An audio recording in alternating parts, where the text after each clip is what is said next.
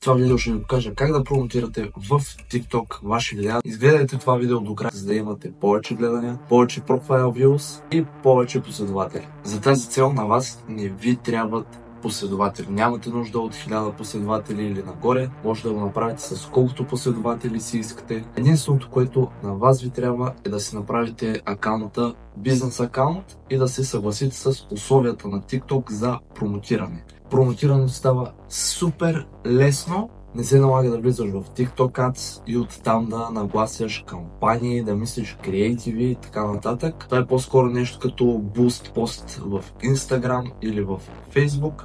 Единственото, което ти трябва, е просто намираш едно видео, което вече си създал, и просто го промотираш, като има най-различни настройки, които сега ще разгледам. Но преди да продължим, искам да напомня, че може да използвате моят промокод SIMFREE в gaziro.com. Gaziro предлагат машини, с които може да си правите газирана вода в домашни условия, като имат най-различни сиропи.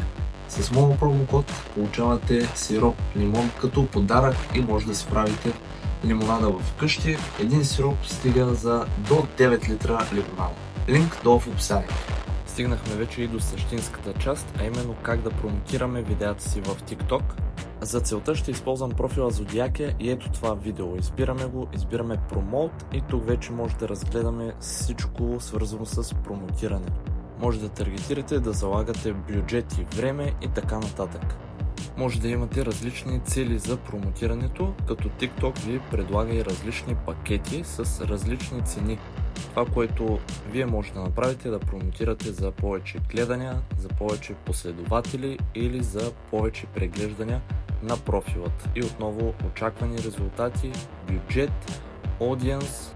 Може да рекламирате и за повече лидове, като тук целта е да насочите хората към вашият сайт. Има най-различни call to action, купи сега, регистрирай се и така нататък, няма да ги изборяваме всички. След това вече и за повече продажби. Може да изберете дали хората да ви пишат съобщения или да се обаждат по телефона.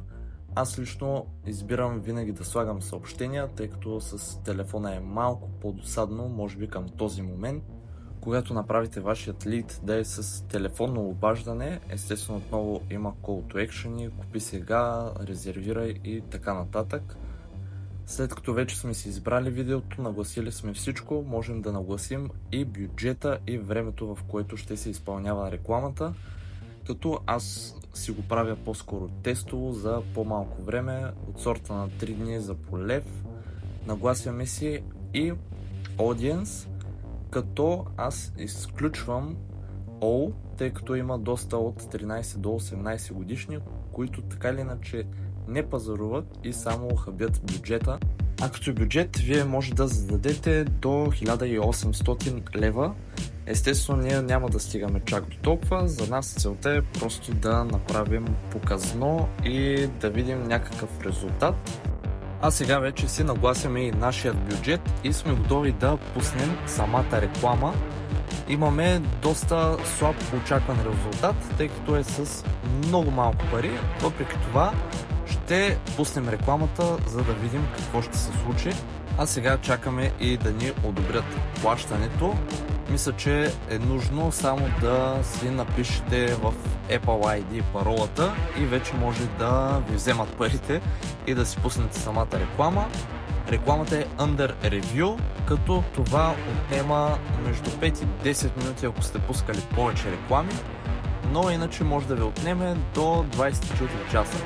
След това в TikTok Studio може да си гледате и резултати, дашборд, където е какво сте давали като пари за реклама, какви резултати имате, ето и моите. Доста малко, тъй като са само пробно пускани реклами, като имам една реклама, сега в момента дори върви. Тя има доста добри резултати и от нея съм продал няколко гривни.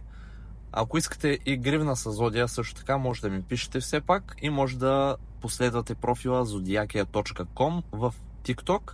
Там качвам съдържание с тези гривни. А това са и останалите реклами, които съм пускал в TikTok, като не всички са успели да направят резултати, затова съм ги спрял. Също така има и няколко други функции, които може да използвате, свързани с промотирането.